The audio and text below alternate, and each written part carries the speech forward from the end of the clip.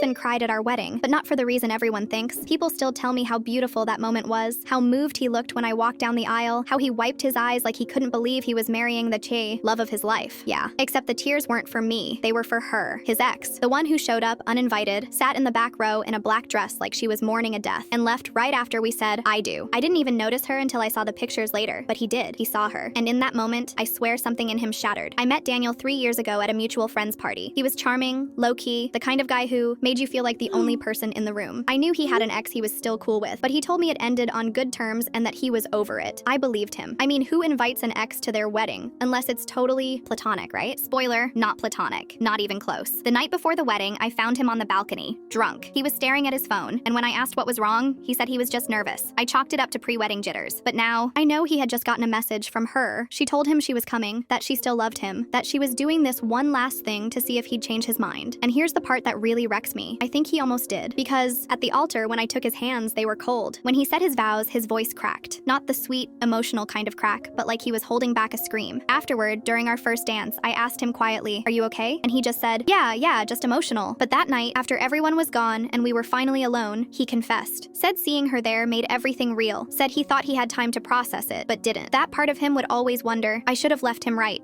But I didn't. I stayed for 2 years. 2 years of being compared to a ghost. 2 years of trying to be enough. Until last month, when I found out he'd been messaging her again. He claimed it was closure. I said, closure doesn't send heart emojis at midnight. I packed a bag and walked out. And the best part, she's engaged now. To someone else. She moved on. Meanwhile, I wasted my entire marriage competing with a memory. Tell me I'm not the only one who's been second place in their own love story.